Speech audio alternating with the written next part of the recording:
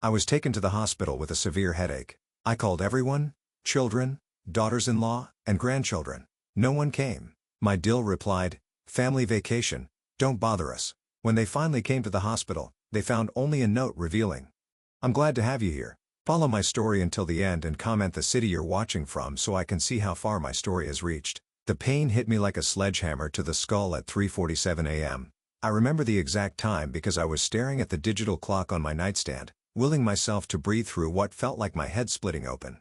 At 66, I'd experienced my share of headaches, but this was different. This was the kind of pain that made you wonder if you were dying. My hands shook as I reached for my phone. The first number I dialed was Miles, my only son. It went straight to voicemail. His voice, cheerful and automated, told me to leave a message and he'd get back to me soon. Soon, as if a medical emergency could wait for his convenience. "Miles, it's Mom," I whispered into the phone, my voice barely recognizable even to myself. "I'm having severe head pain. I think I need to go to the hospital. Please call me back." 20 minutes passed. No call. The pain was getting worse, spreading down my neck like molten metal. I tried calling again. Voicemail. Again. Voicemail. I dialed Jovi, my daughter-in-law. She'd never been warm to me, but surely in an emergency. The phone rang 4 times before she picked up, her voice sharp with irritation. "Marlene? Do you know what time it is?" "Jovi, I'm sorry to wake you, but I'm having terrible head pain. I think I need to call an ambulance. Is Miles there?" There was a pause, and I could hear muffled conversation in the background. Then Jovi's voice came back, colder than I'd ever heard it. "We're on a family vacation, Marlene. We specifically came here to have uninterrupted time with the kids. Please don't call again unless someone is literally dying." The line went dead. I stared at my phone. The words echoing in my head. Family vacation. The grandchildren I helped raise. The son I'd sacrificed everything for. We're on a family vacation. And I wasn't family enough to be included, or even worthy of concern when I might be dying. I called 911 myself. The paramedics found me on my kitchen floor, having collapsed while trying to make it to the front door. The ride to the hospital was a blur of sirens and concerned voices asking me questions I could barely focus on answering. Did I have emergency contacts? Yes. I gave them Miles' number. Any other family? Just him and his wife. At the emergency room they ran test after test, CT scan, blood work, neurological exams. The doctor, a kind woman about my age named Dr. Peterson, sat beside my bed with results I couldn't quite process through the medication they'd given me for pain. "Mrs. Hartwell, you've experienced what we call a severe tension headache, possibly triggered by extreme stress. Your blood pressure was dangerously high when you arrived. We're going to keep you overnight for observation." I nodded numbly. "Did anyone call my son back?" Dr. Peterson's expression softened with sympathy. "The nurse tried the number you gave us several times. No answer." That's when it truly hit me. I was alone. Completely, utterly alone. The hospital room was quiet except for the rhythmic beeping of monitors and the distant sounds of the hallway. I lay there in the dim light, staring at the ceiling tiles and thinking about how I'd ended up here. When had I become so disposable to the people I loved most? A nurse named Maria came to check on me around midnight. She was probably in her 40s, with kind eyes and gentle hands as she adjusted my fore. "Are you comfortable, Mrs. Hartwell? Do you need anything for pain?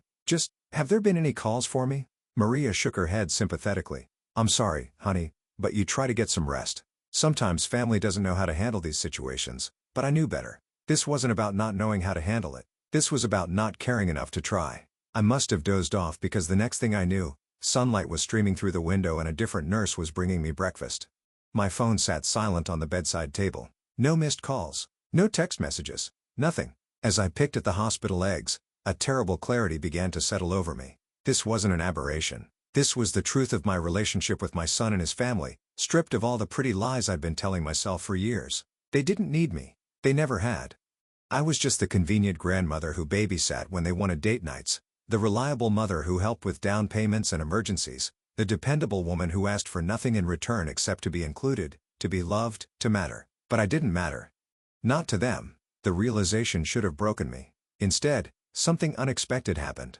For the first time in years, maybe decades, I felt a strange sense of clarity. The fog of constant people-pleasing and desperate hope lifted, and I could see my life with brutal honesty. I had been living for other people's approval for so long that I'd forgotten who I was underneath all that servitude. I'd given away pieces of myself until there was almost nothing left. Almost, but not quite nothing.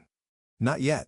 When Dr. Peterson came for her rounds, she found me sitting up in bed, more alert than I'd been since arriving.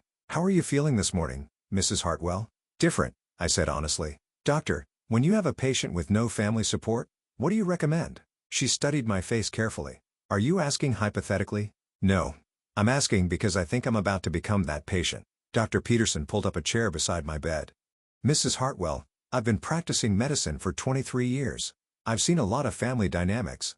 What I can tell you is that you can't control how other people treat you, but you can control how you respond to it. And if I'm tired of responding by pretending it doesn't hurt, then maybe it's time to stop pretending." As she left the room, I reached for the pen and notepad the hospital had provided. My hand was steady now, steadier than it had been in months. I had some serious thinking to do, and for the first time in my adult life, I was going to think about what I wanted, not what everyone else needed from me. The family vacation would end eventually. Miles and Jovi would come back, probably expecting to find the same agreeable, available mother and grandmother they'd left behind. They were going to be very surprised. The memories came flooding back as I lay in that hospital bed, each one a piece of a puzzle I'd been too close to see clearly. How had I become the family ATM without even realizing it? It started slowly, as these things always do. When Miles first brought Jovi home 8 years ago, I was thrilled. My son, 32, and finally settling down with a beautiful, ambitious woman who seemed to adore him. I wanted so desperately to be the mother-in-law I'd never had. Supportive, helpful, but not intrusive. Jovi was smart about it. She never asked for money directly, never made demands. Instead, she painted pictures of dreams just slightly out of reach. Their first apartment was almost perfect, but just a little over budget. Their wedding would be exactly what we want, if only we could afford the venue we really love. I wrote check after check, telling myself I was investing in their happiness. When they bought their first house, I contributed $20,000 toward the down payment. "Just a loan, Mom," Miles had said, hugging me tight. "We'll pay you back as soon as we're settled." That was 7 years ago. The loan was never mentioned again.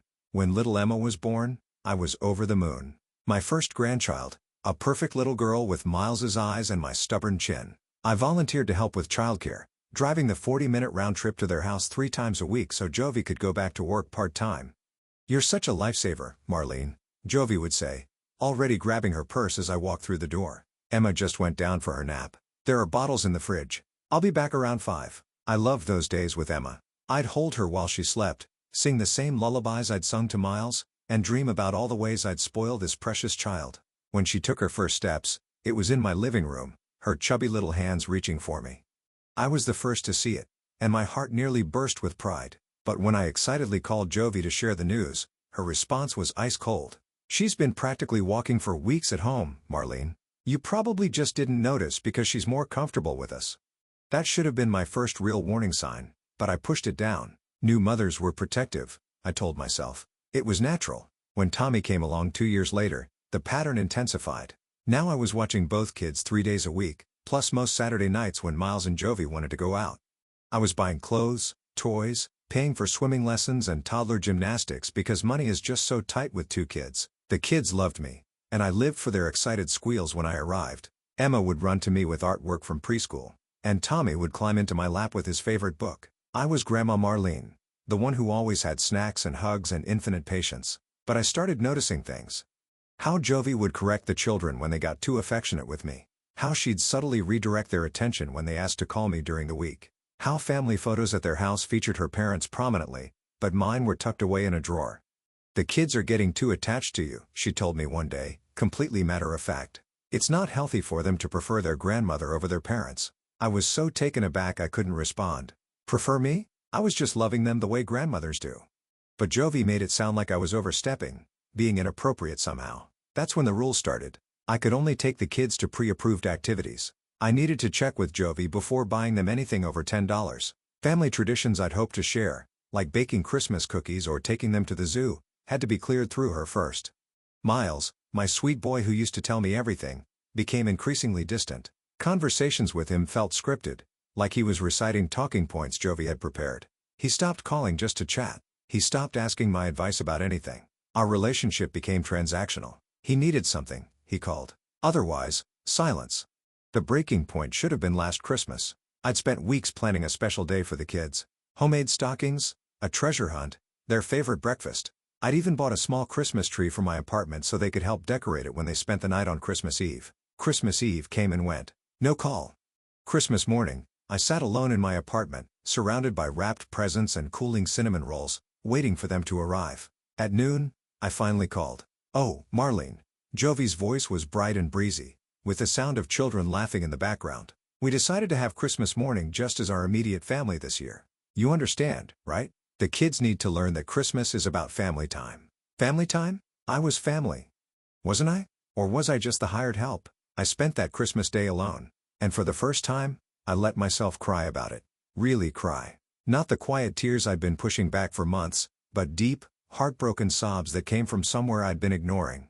But even then, I convinced myself it was a misunderstanding. Maybe I'd been too pushy, too involved. Maybe they needed space to build their own traditions. I could be patient. I could wait. The requests for help kept coming though. Could I watch the kids while Jovi went to a spa weekend with her friends? Could I contribute to Tommy's preschool tuition? Could I help with a down payment on their new SUV? Each time I said yes. Each time, I told myself this was what loving families do for each other. Each time, I pushed down the growing feeling that I was being used. 3 months ago, things escalated in a way that should have opened my eyes completely. Jovi's mother, Sandra, was visiting from Arizona, and I was excited to finally spend time with her. We'd only met briefly at the wedding, and I thought it would be nice to have another grandmother to share stories with. I invited everyone for Sunday dinner, my famous pot roast, homemade rolls, apple pie. I spent all Saturday cleaning and cooking, wanting everything to be perfect. They arrived an hour late. No apology, no explanation. Sandra swept into my home like she owned it, immediately critiquing everything from my decor to the way I'd set the table. "Oh my," she said, eyeing my small dining room. "This is cozy. The kids must feel so cramped here compared to their beautiful home." During dinner, she regaled us with stories of her other grandchildren. The ones who lived near her in Arizona, the ones she saw all the time, the ones who were so much more advanced than Emma and Tommy.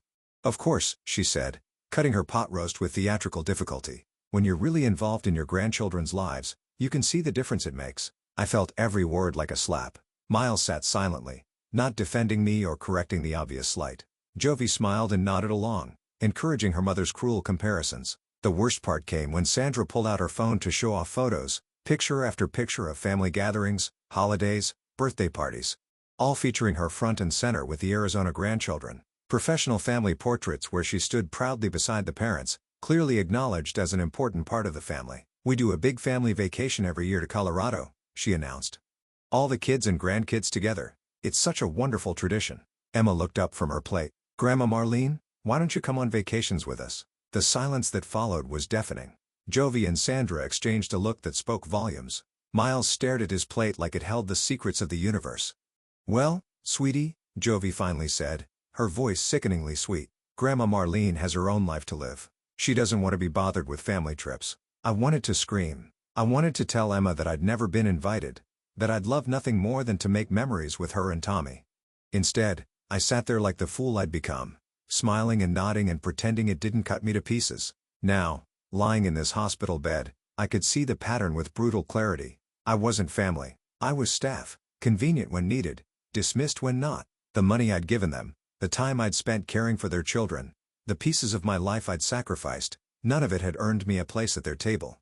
I was the grandmother they tolerated because I was useful, not because I was loved. The phone beside my bed remained silent. No concerned calls from Miles. No worried text from Jovi asking about my condition. The family vacation was more important than whether I lived or died. For the first time in years, I saw my situation with complete honesty.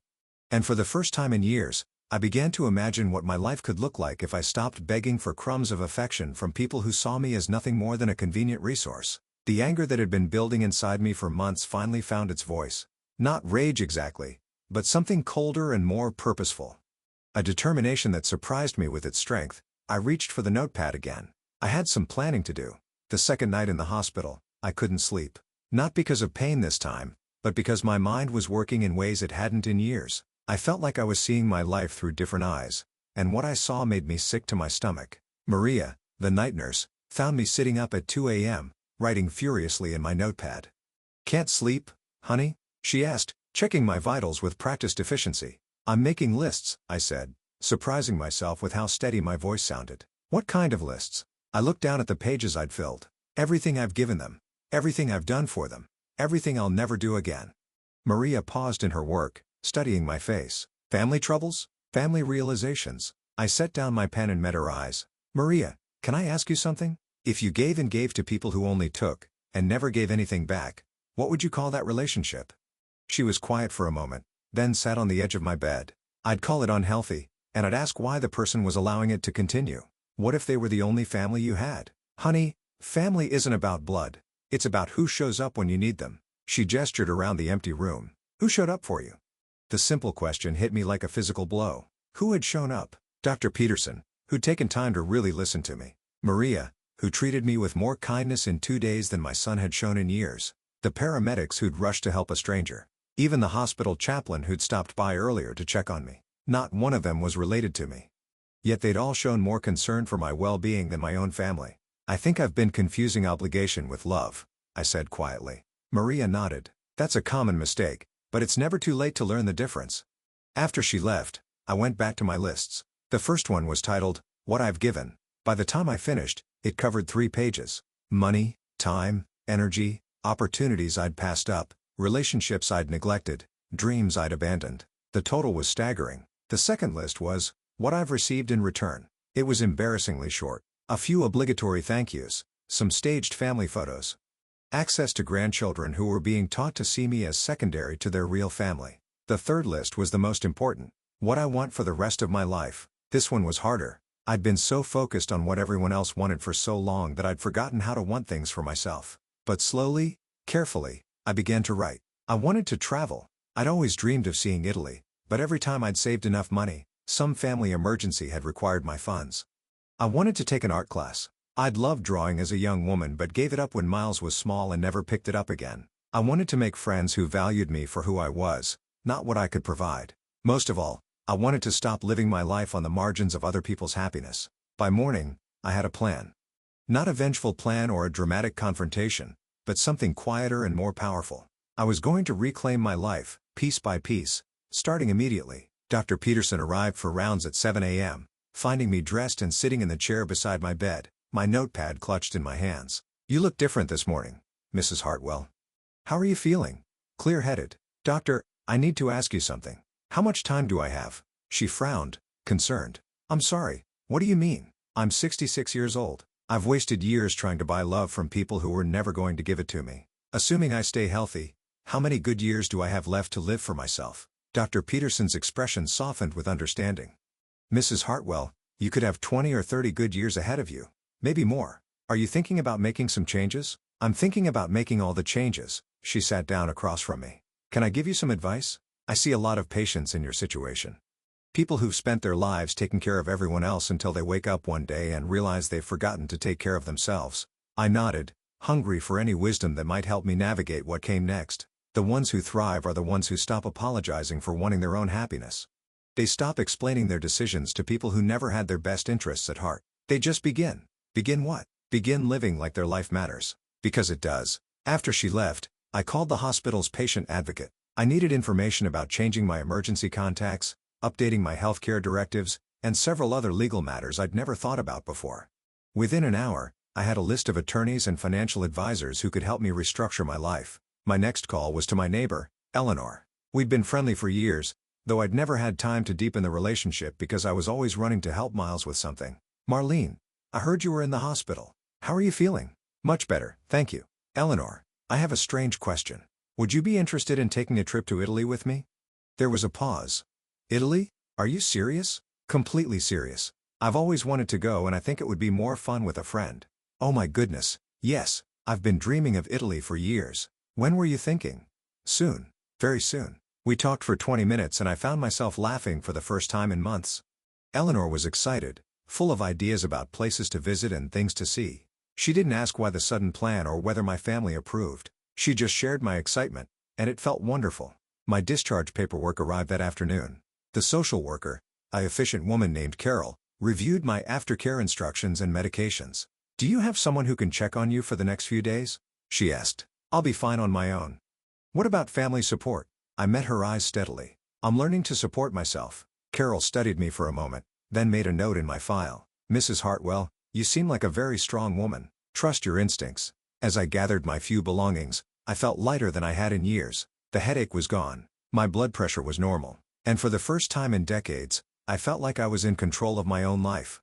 I took a taxi home instead of calling Miles. The ride gave me time to look at my neighborhood with fresh eyes. I'd lived in the same house for 15 years, ever since my divorce, but I'd never really appreciated it. It was a sweet little cottage with a garden I'd neglected because I was always at Miles' house helping with the children. Inside, everything looked different too.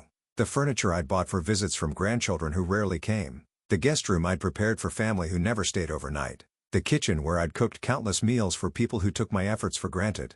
I walked through each room, seeing it not as a waiting room for other people's approval, but as my space, my sanctuary, my home. The first thing I did was unplug the landline phone. If Miles wanted to reach me, he could call my cell, but I wasn't going to sit by a phone anymore, hoping for calls that might never come. The second thing I did was pull out the folder of travel brochures I'd been collecting for years. Italy, France, England, Ireland. Places I'd dreamed of seeing but never prioritized because family always came first. Not anymore. I spread the brochures across my kitchen table and began planning the trip Eleanor and I had discussed. 2 weeks in Italy, starting with Rome and working our way through Tuscany. I could afford it easily now that I wasn't funding other people's dreams. As evening approached, I felt a familiar anxiety creeping in. This was usually when I'd call Miles to check in, when I'd ask about the kids, when I'd offer to help with whatever crisis had emerged that day. Instead, I poured myself a glass of wine, something I rarely did because Jovi had once made a snide comment about grandmothers who drink. I sat in my garden, watching the sunset paint my neglected flowers in golden light, and allowed myself to feel proud. I'd survived a medical emergency on my own. I'd made plans that excited me. I'd begun to imagine a life that revolved around my own happiness instead of everyone else's convenience. My phone sat silent beside me, and for the first time, that silence felt like peace instead of rejection. Tomorrow, Miles and Jovi would return from their family vacation. Tomorrow, they'd probably expect to find the same accommodating mother and grandmother they'd left behind. Tomorrow, they were going to discover that I was no longer available for that role. The position had been permanently eliminated. Tonight, I was going to enjoy my wine, plan my Italian adventure, and go to bed early without worrying about anyone's needs but my own. It felt revolutionary. The call came on Tuesday morning, exactly 1 week after my hospital stay. I was in my garden, actually gardening for the first time in years, when my phone rang. Miles's name appeared on the screen, and I felt the familiar lurch in my stomach that his calls always provoked. For a moment, I considered not answering, but curiosity won out. I wanted to hear what he had to say after a week of radio silence during my medical crisis. "Hi, Miles. Mom, we just got back from Cabo. It was incredible. The kids had such a blast at the resort." His voice was bright and cheerful, as if nothing had happened. "How have you been?" I sat back on my heels, dirt still under my fingernails, and marveled at his complete obliviousness. "I've been in the hospital, Miles." "What? When? What happened?" The concern in his voice might have fooled me a week ago. Now it just sounded hollow, performative. "Last Tuesday night, severe headache, dangerously high blood pressure. I was there for 2 days. Oh my God, Mom, why didn't you call me?" I almost laughed. "I did call you, multiple times. You didn't answer. We were on vacation, Mom. You know how spotty cell service can be at resorts. I also called Jovi. She told me not to bother you unless someone was literally dying." There was a long pause. I could practically hear him scrambling for an explanation that would make this seem reasonable. "Well, you're okay now, right? I mean, you sound fine." "I'm fine, Miles. No thanks to you." "Mom, don't be like that. We didn't know it was serious. If you had known it was serious, what?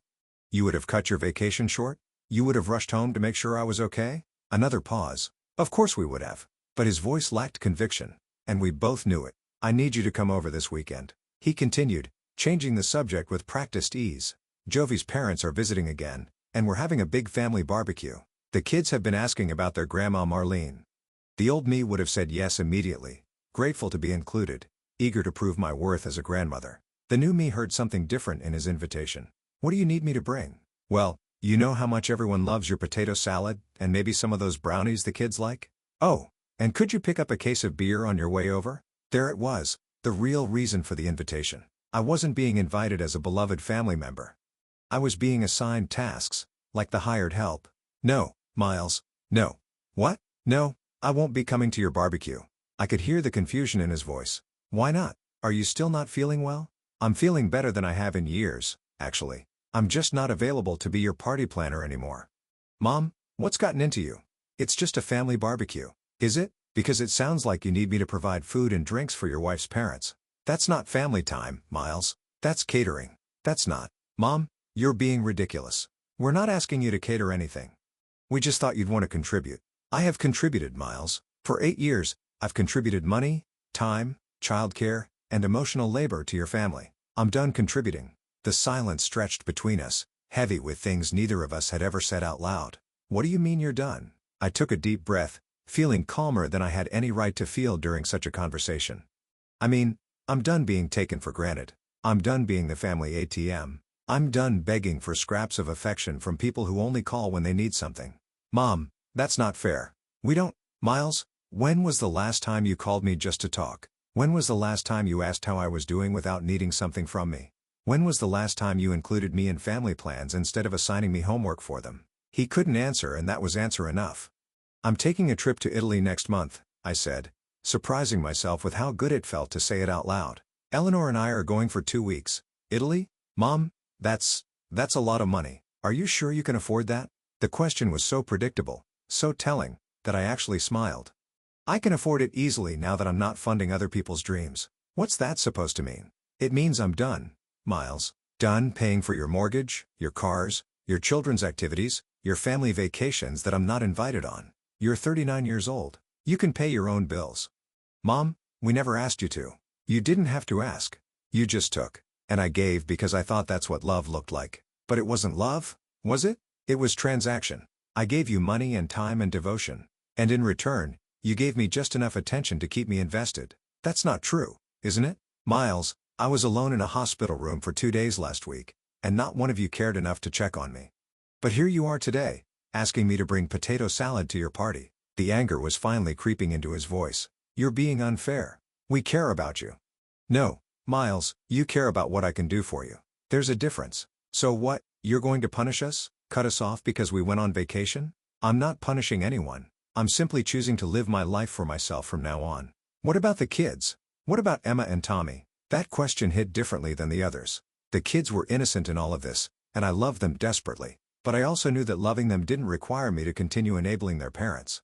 I love Emma and Tommy. I always will. But I won't be available for babysitting anymore. I won't be contributing to their activities or expenses. If you want them to have a relationship with me, you'll need to facilitate that without expecting me to provide services in exchange. Mom, this is crazy. You're their grandmother. Yes, I am. And if you'd like me to continue being part of their lives, you'll need to treat me like family instead of staff. I could hear Jovi's voice in the background, sharp and angry. Miles was clearly relaying bits of our conversation to her. Jovi wants to talk to you, he said. I'm sure she does, but I'm done talking for today. Miles, I love you. I always have. But I love myself too, and I'm finally ready to act like it. Mom, don't hang up. We need to figure this out. There's nothing to figure out. This is how things are going to be from now on. You can accept it or not, but you can't change it. I hung up before he could respond, then immediately turned off my phone. My hands were shaking slightly, but it was adrenaline, not fear. I'd just set the first real boundary of my adult life, and it felt terrifying and exhilarating at the same time. An hour later, my doorbell rang. I looked through the peephole and saw Miles standing on my porch, his face flushed with anger. Jovi was beside him, her arms crossed and her expression thunderous. I considered not answering, but this conversation needed to happen eventually, and I was as ready for it as I'd ever be. Hi, Miles. Jovi, I kept the door partially closed, not inviting them in. Mom, we need to talk about this, Miles said, his voice tight with barely controlled frustration. I think I've said everything I need to say. Jovi stepped forward, her voice sickeningly sweet. Marlene, I think there's been a misunderstanding. We're family. Family works things out.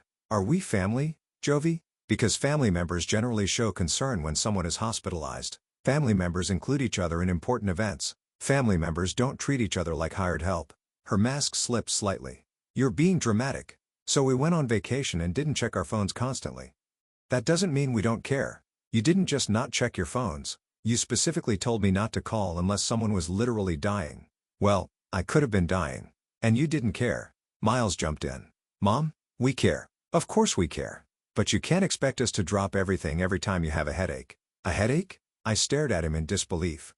Miles, I was hospitalized for 2 days with dangerously high blood pressure. This wasn't a headache. This was a medical emergency. But you're fine now, Jovi said dismissively. So what's the big deal? That question crystallized everything for me. These people who I'd sacrificed so much for, genuinely couldn't understand why being abandoned during a medical crisis was a big deal. The big deal, Jovi, is that I finally see clearly. I see that I've spent 8 years trying to buy my way into a family that never wanted me in the first place. That's not true, Miles protested, but his voice lacked conviction. Isn't it? Miles, answer me honestly. If I stopped giving you money, stopped babysitting, stopped providing services, would you still want me in your life? The pause before his answer told me everything I needed to know. Of course we would. But, Mom, relationships are about give and take. You're right, they are. And for 8 years, I've given and you've taken. It's time for that to change. Jovi's patience finally snapped. You're being selfish, Marlene. The children need their grandmother. The children need a grandmother who's valued for who she is, not what she provides. They need to see healthy relationships modeled for them. What they don't need is to watch their parents exploit someone who loves them. Exploit? Miles's voice rose. Mom, we never exploited you. Everything you did, you offered to do. You're right, I did offer, because I was desperate for your love and acceptance, and I thought if I just gave enough, did enough, sacrificed enough, you'd finally see me as worthy of being included in your family. I took a breath, feeling remarkably calm despite the intensity of the conversation. But I don't need to earn love anymore. I'm going to Italy with Eleanor. I'm taking art classes.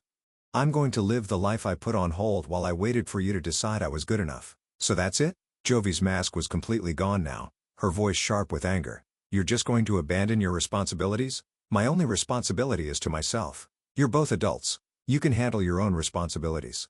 They left angry, and I knew they'd be back. But for the first time in years, I wasn't afraid of their anger. I wasn't going to try to fix it or smooth it over or find a way to make them happy with me again. I was finally free. The harassment started the next day. At first, it was just phone calls. Miles would call every few hours, his tone alternating between angry and pleading. When I stopped answering, Jovi took over, leaving voicemails that grew increasingly desperate and manipulative. Marlene, this is ridiculous. The children are asking where Grandma Marlene is. Do you really want to hurt innocent children because you're having some kind of midlife crisis? I deleted each message without fully listening, but by Thursday, they'd escalated. I was in my garden again, transplanting some roses I'd neglected for years, when my neighbor Eleanor appeared at the fence between our yards. Marlene, honey, is everything okay? There's been a strange woman sitting in a car outside your house for the past 2 hours. I looked toward the street and saw Jovi's silver SUV parked across from my driveway. She was sitting in the driver's seat, talking animatedly on her phone, occasionally gesturing toward my house. It's my daughter-in-law, I said, brushing dirt from my hands. We're having a disagreement. Eleanor frowned. She's been taking pictures of your house, and she followed you to the grocery store yesterday. I saw her in the parking lot when I was leaving. A chill ran down my spine. I'd noticed the SUV yesterday, but thought it was coincidence. The idea that Jovi was actually following me, documenting my activities, felt invasive and slightly menacing. Eleanor, if you don't mind me asking, do you have a security camera on your front porch? Yes. Why? Would it capture anyone coming to my front door? Absolutely. Marlene, are you in some kind of trouble? I looked at my kind neighbor, this woman who'd shown me more genuine concern in the past week than my own family had in years. I don't know yet, but I might need to ask a favor soon. That evening, the doorbell rang at 8 p.m. I checked the peephole and saw Miles standing there alone, holding Emma and Tommy's hands. The children looked confused and a little scared. My heart broke instantly. Whatever game Miles and Jovi were playing, they were using the children as pawns. I opened the door, kneeling to the children's level. Hi, sweetheart, I said to Emma, then smiled at Tommy. What are you doing here so late? Daddy says you don't want to see us anymore.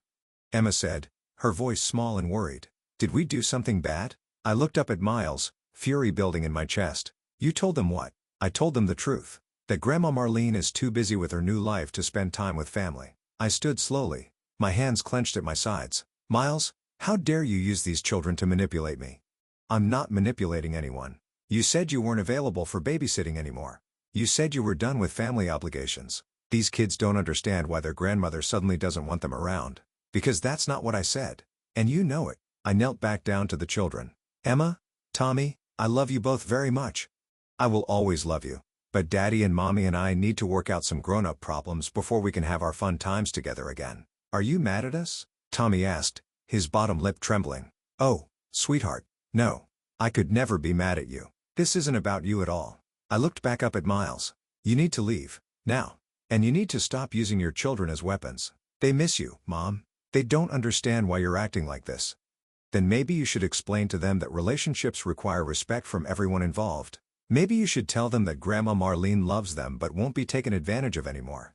So you admit it. You're abandoning them. I'm setting boundaries, Miles. There's a difference. After they left, I called my attorney. The consultation I'd scheduled for next week suddenly felt too far away. Friday morning brought a new development. I was getting ready for my art class, something I'd been looking forward to all week, when Eleanor knocked on my door. Marlene, I think you need to see this. She handed me a piece of paper she'd printed from her computer. Someone's been posting things about you online. I stared at the Facebook post, feeling sick to my stomach. It was from Jovi's account, and it had been shared dozens of times. Heartbreaking situation with my mother-in-law. After everything our family has done for her over the years, she's decided to cut us off completely. She won't even see her own grandchildren anymore. We're trying to understand what we did wrong, but she won't talk to us. Please keep our family in your thoughts during this difficult time. The comments were brutal. People I didn't even know were calling me selfish, heartless, a terrible grandmother. Several people had shared their own stories of ungrateful elderly family members who'd turned on their families. There's more, Eleanor said gently. She posted photos of the children looking sad, saying they keep asking where Grandma Marlene went. I handed the paper back to Eleanor, my hands shaking with rage. She's trying to publicly shame me into compliance. What are you going to do? I'm going to my art class, and then I'm going to talk to my lawyer. The art class was exactly what I needed. For 3 hours, I lost myself in watercolors and charcoal, surrounded by other people who were there simply because they wanted to create something beautiful. Nobody knew about my family drama. Nobody needed anything from me except my presence and participation. My instructor, Patricia, was a woman about my age who'd started painting after her retirement. During the break, she sat beside me as I worked on a landscape. You have a natural eye for color, she said. Have you painted before? Not since I was young. I always meant to get back to it, but life got in the way. Life has a way of doing that, but it's never too late to reclaim the things that bring us joy. Her words stayed with me as I drove to the lawyer's office that afternoon. David Morrison was the kind of attorney I'd never imagined needing, someone who specialized in family harassment and elder abuse. His office was warm and professional, and his manner was both kind and businesslike.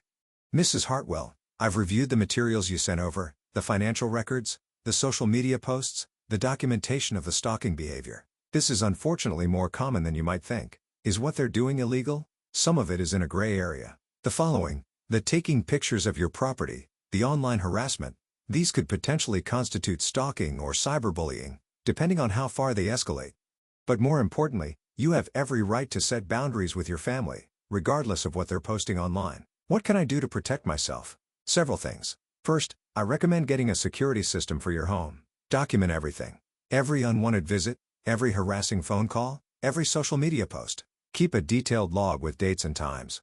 He handed me a folder. I'm also going to draft a cease and desist letter. This will formally notify them that any further harassment, stalking, or attempts to contact you against your wishes could result in legal action. Won't that just make them angrier? Probably. But it will also make it clear that you're serious about your boundaries, and it creates a legal paper trail if we need to pursue restraining orders later. The weekend was blissfully quiet. Miles and Jovi seemed to be regrouping, and I used the time to install the security cameras David had recommended and to continue planning my trip to Italy with Eleanor. On Sunday evening, I was reading a travel guide about Tuscany when my phone rang. The number was unfamiliar, but I answered anyway. Is this Marlene Hartwell? The voice was elderly, female, and unfamiliar. Yes, who is this? My name is Dorothy Stevens. I saw the posts about you online and I wanted to reach out. My stomach dropped. I'm sorry, I don't understand. Dear, I went through something very similar with my own family 5 years ago. Different details, but the same pattern. Adult children who took and took until I had nothing left to give, then tried to destroy my reputation when I finally said no. I sank into my chair, not sure whether to hang up or keep listening. I know you don't know me, but I wanted you to know that you're not alone and that it gets better. What happened with your family? Oh, they fought me for about 6 months, tried every manipulation tactic in the book, but eventually they realized I wasn't going to cave and they moved on to their next target, my sister, actually. She lasted about 2 years before she figured out what they were doing. Do you ever see your grandchildren? There was a pause. No, dear, and that was the hardest part. But I realized something important. Children learn by watching. If I had stayed and allowed myself to be treated badly, what would I have been teaching them about how to treat people they love? After Dorothy hung up, I sat in my living room thinking about her question. What had I been teaching Emma and Tommy all these years? That love meant allowing yourself to be used? That family could treat you however they wanted as long as they occasionally included you? Maybe stepping away, as painful as it was, would teach them something more valuable in the long run. Monday morning brought the cease and desist letter. David called to let me know it had been delivered. I expect they'll respond within a few days, he said. Be prepared for them to escalate before they back down. He was right. By Wednesday, my security cameras had captured Miles trying to peek in my windows. Jovi had created a fake Facebook account to send me harassing messages, and someone, probably Miles, had left a bag of garbage on my front porch with a note that said, "This is what you are." I documented everything, just as David had instructed, and with each incident, my resolve grew stronger. They thought they could break me down, force me back into compliance through sheer exhaustion and social pressure. They thought I'd cave rather than endure their campaign of harassment. They were wrong. For the first time in my life, I had something worth fighting for: my own dignity, my own peace, my own right to be treated with basic human respect, and I wasn't giving that up for anyone. 6 months later, I stood on a terrace in Tuscany, watching the sunset over rolling hills dotted with olive trees. Eleanor was beside me, both of us holding glasses of Chianti and laughing about our attempt to order dinner in broken Italian. "I can't believe we actually did this," Eleanor said, her face glowing with happiness and wine. "When you first suggested this trip, I thought you were having some kind of breakdown." "Maybe I was," I said, thinking about the woman I'd been just half a year ago, the best kind of breakdown. The harassment from Miles and Jovi had continued for about 3 months after the cease and desist letter. They'd tried everything. Showing up at my house with the children, sending flying monkeys in the form of distant relatives to guilt me, even attempting to report me to Adult Protective Services for elder abuse against myself. That last one had backfired spectacularly. The social worker who came to investigate found a healthy, happy woman living independently and making rational decisions about her own life. She'd actually ended up recommending resources for me to protect myself from family harassment.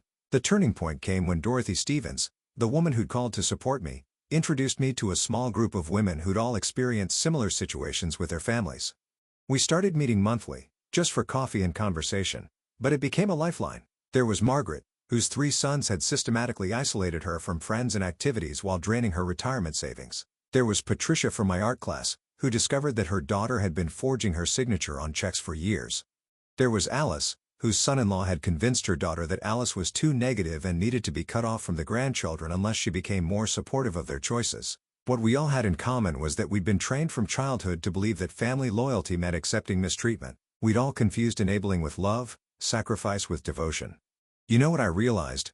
Margaret had said during one of our coffee meetings. "I spent so much time trying to be the mother they wanted that I forgot to be the woman I needed to be." That sentence had stuck with me through everything that followed. The social media campaign against me eventually died down when people started asking uncomfortable questions about why adult children would publicly shame their elderly mother instead of handling family issues privately. A few of my old friends reached out after seeing the posts, and I was surprised to discover that several of them had suspected Miles and Jovi of using me but hadn't known how to bring it up. "We could see you getting smaller and smaller," my friend Janet told me over lunch, "like you were disappearing into their needs and demands. We worried about you, but every time we tried to say something, you'd defend them." She was right. I had defended them, even when their behavior was indefensible, because admitting the truth would have meant facing how completely I'd lost myself. The real breakthrough came when Emma, now 8 years old, somehow got my phone number and called me directly. "Grandma Marlene, why don't you come to see us anymore?" My heart had nearly broken. "Oh, sweetheart, it's complicated grown-up stuff.